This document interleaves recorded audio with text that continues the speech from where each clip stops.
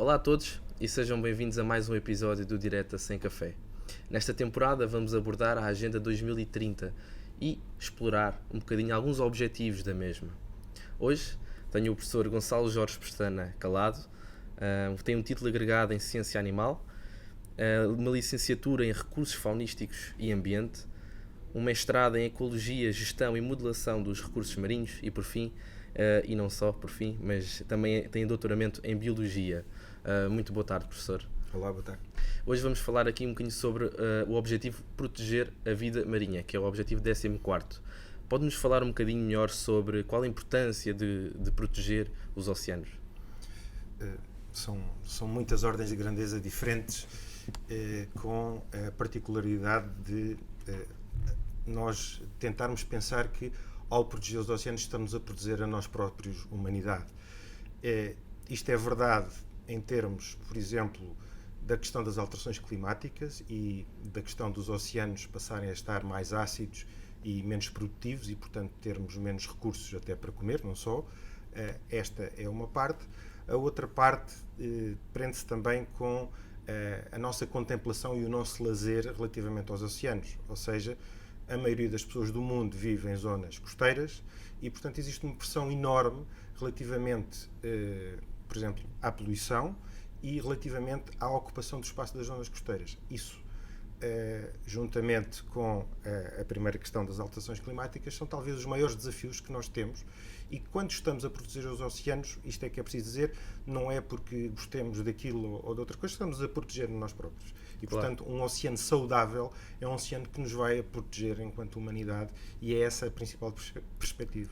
Eu por acaso, recordo-me e tenho essa informação, não sei se está completamente correta, mas eu tenho ideia de que as civilizações, por norma, ao longo da história, que se localizavam no litoral, tinham uma facilidade maior em se desenvolver e em crescer.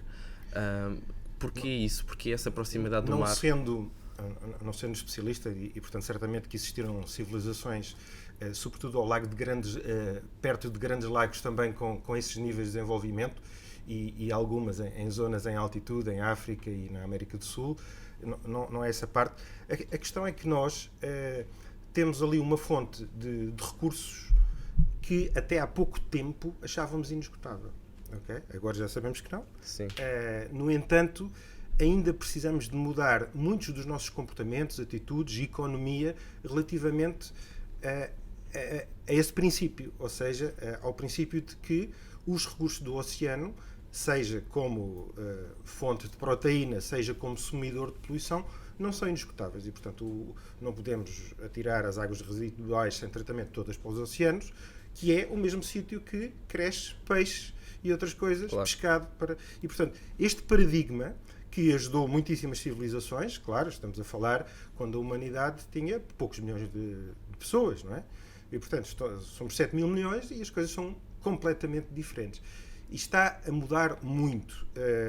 Está a mudar, eu não sei se vamos a tempo, espero que sim, mas é exatamente o mesmo paradigma, por exemplo, que em terra existiu com a Revolução Agrícola. Ou seja, nós, humanidade, deixámos de ser caçadores-recoletores e passámos a ser agricultores. Isto levou à sedentarização e, portanto, ao crescimento e ao aumento da produtividade e essas coisas todas.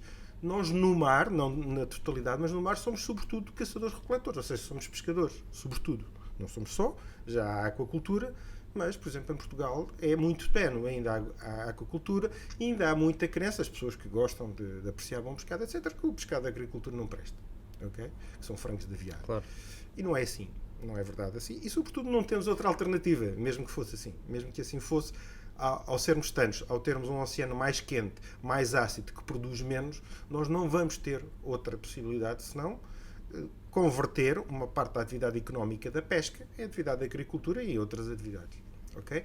E, portanto, isto é que está a demorar mais tempo, é a nossa percepção. Então, sobretudo em Portugal, que é um país completamente marinho e marítimo, esta percepção demora muito tempo e continuamos a pactuar com ações que são totalmente contra o objetivo 14 dos objetivos de proteger a vida marinha. Continuamos a patrocinar e a subsidiar a pesca de arrasto, por exemplo. Okay? Não estou a dizer que toda a pesca é a mesma coisa, porque não é. temos pesca sustentável, temos pesca local e artesanal muitíssimo sustentável, mas também temos pesca de arrasto. E, portanto, ainda não temos uma percepção do consumidor final, nós que vamos a um supermercado, a um restaurante, e perguntar se este peixe é de pesca de arrasto, por exemplo. Okay? E será que as pessoas lá sabem responder? As pessoas estão a vender o peixe? Num supermercado, por exemplo? Não, um supermercado é obrigado a dizer da localidade e o tipo de arte de pesca. Okay? Mas se não há essa exigência do consumidor, não é? É mais complicado. Porquê? Porque ou proibimos, como eu achava que já devia ser proibida toda a pesca de arrasto no mundo, ou então tem que ser o consumidor a forçar isso. Não é? Tem que ser o consumidor, da mesma forma que, por exemplo, a questão aqui há uns anos, com a crise da sardinha, as latas de sardinha tinham um rótulo de sustentável, etc., e só entravam no mercado do Reino Unido assim. Ou, por exemplo, no atum, os rótulos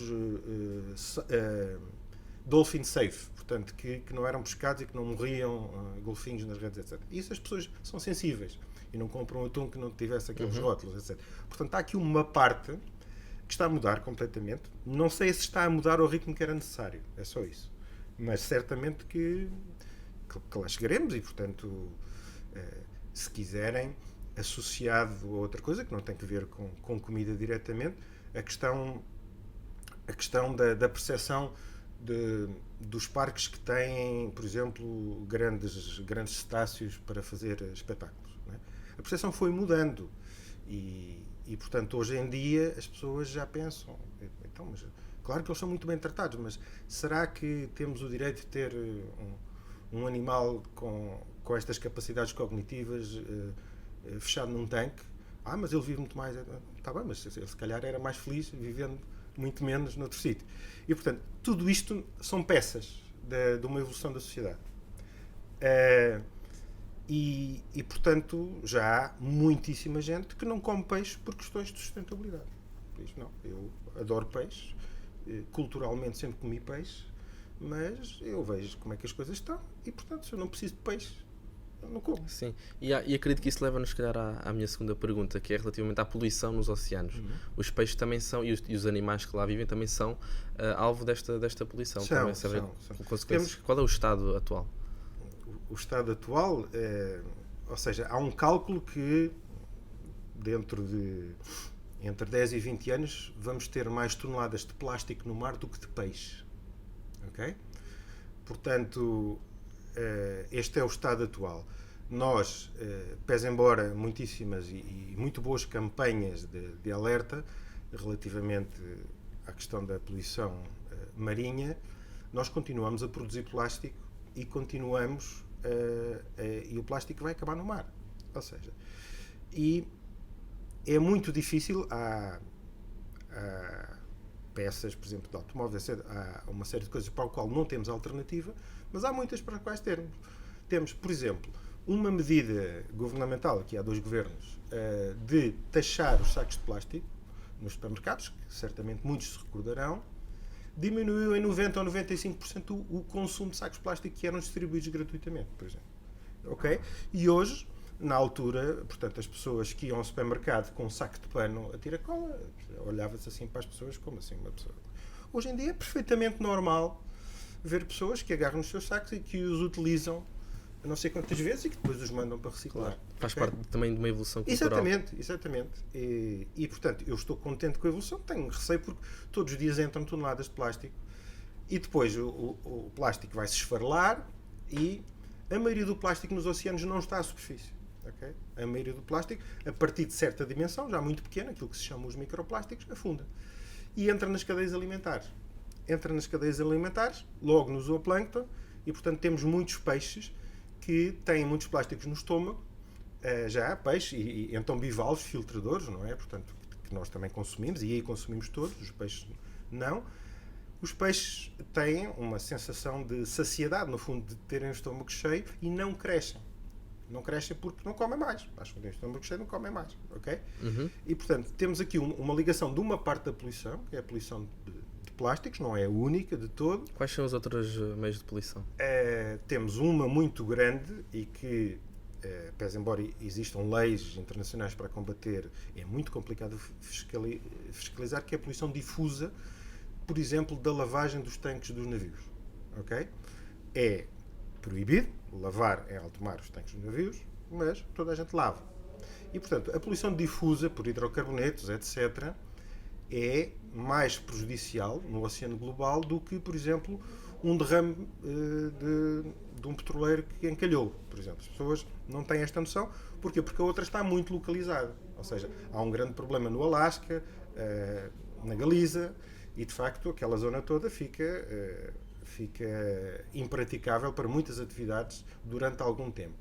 Mas a quantidade de poluição difusa, da quantidade de milhares de navios que limpam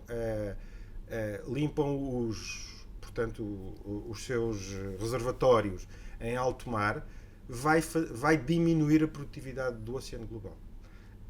E, portanto, nós, ao termos menos produtividade, temos menos energia solar, que é transformada em energia química, energia orgânica, em alimentos e, no fundo, em pescado. E, portanto, nós temos um oceano que, não só por aquecer, mas também por estar mais poluído, vai produzir menos biomassa. E, portanto, vai ajudar menos a manter as comunidades que dependiam dele. Sejam as comunidades naturais e as comunidades das civilizações humanas à parte. Okay? Muito bem. Portanto, eu diria que estes dois grandes são o maior desafio, sendo que a questão dos plásticos é que começa em terra, muitas vezes. Não só, há muitas atividades marítimas, sobretudo a pesca, que deitam muito plástico, mas há uma parte grande que passa pelas hectares e, portanto, por exemplo, uma mudança muito positiva há muito pouco tempo foi a questão das cotonetes. Okay? As cotonetes agora, já não são obrigatoriamente, mas quase todas são de papel. Mas eram de plástico. Okay? E aquele pau de plástico era o segundo item encontrado na praia a seguir às beatas. Portanto, eram os paus das cotonetes que são utilizados uma vez e sanita com eles. Okay? Neste momento, todos os sítios têm cotonetes de papel. Não sei porque é que as outras ainda não foram proibidas, mas serão, certamente, porque passam no filtro das hectares e, portanto, depois fica o resto da vida. Com certeza. Portanto, também é um processo que esperemos nós que melhore e que continue. Ele melhora. Não sei se a taxa de melhoria é suficiente. E essa é a grande diferença dos últimos anos. É que temos dados que nos dizem, relativamente às metas do desenvolvimento sustentável e à questão das alterações climáticas, temos dados que nos dizem que podemos estar muito perto dos pontos de não retorno nas previsões. E as previsões antigas que já foram analisadas estavam certas. E esse é o grande problema. Mas sim, há uma melhoria substancial. Muito bem. Falou-me no início deste episódio sobre a acidificação dos oceanos. O porquê disso ser importante? A acidificação dos oceanos tem sobretudo a ver com a quantidade de CO2 atmosférico e, portanto, é o mesmo sistema, o sistema ar-atmosfera, e, portanto, vai fazer com que o CO2, portanto, que depois passa para a água, entre na água e portanto, o pH do oceano vai diminuir ligeiramente. Mas, como muitas espécies evoluíram durante milhões de anos num determinado pH, e, sobretudo no meio marinho, o pH é aquilo que os químicos chamam tamponizado, ou seja, não varia muito por vários motivos, elas evoluíram dentro dessa gama de pH. Nós, ao forçarmos e ao baixarmos o pH, temos muitos organismos, desde larvas de peixes a larvas de corais, a larvas de moluscos, daqueles que consumimos, etc., que têm que fixar o carbonato de cálcio para fazer a sua concha e não conseguem. Okay? Portanto, a mortalidade juvenil nessas espécies é muitíssimo grande. É por isso que estamos a assistir a aquilo que nós chamamos no nosso jargão o recrutamento, ou seja, quando estas larvas vão ao fundo e começam a crescer no fundo, por exemplo, de corais, há muitas espécies de corais que se vão extinguir por causa disso, porque não aguentam um pH tão baixo. Há outras que vão pulular, porque aguentam muito mais, e já estamos a selecionar artificialmente as estirpes, portanto, as variedades das espécies que toleram um pH mais baixo. E, portanto, esse é o grande problema do pH dos oceanos, baixar, às vezes, que é 0,1 ou 0,2. Mas isto é o suficiente para uma espécie que durante milhões de anos foi de uma maneira, Claro. e não tem como competir E com isso. esse ambiente adverso também não poderá dar origem a novas espécies de corais? Novas espécies sempre existiram, mas isso demora muito tempo a criar as novas espécies. O que vai dar origem é a cobertura, as espécies que antes não eram dominantes na cobertura e que agora são espécies, exatamente quando temos uma espécie oportunista num canteiro ou numa ilha que lá chegou. Ou quando temos aqui nas nossas costas, por exemplo, o chorão, que as pessoas conhecem das praias, que é uma espécie da África do Sul. Ou seja, vamos ter espécies que vão ganhar com isso. A comunidade em si dos corais vai perder muito com isso. Mas algumas espécies que toleram, que cresceram em sítios em que o pH variava, desenvolveram-se, evoluíram em sítios onde o pH variava, sim, há espécies que vão. Agora, novas espécies, isso demora muito tempo, não é para a nossa... Nossa vida. Não. Sim. Muito obrigado então, professor Gonçalo.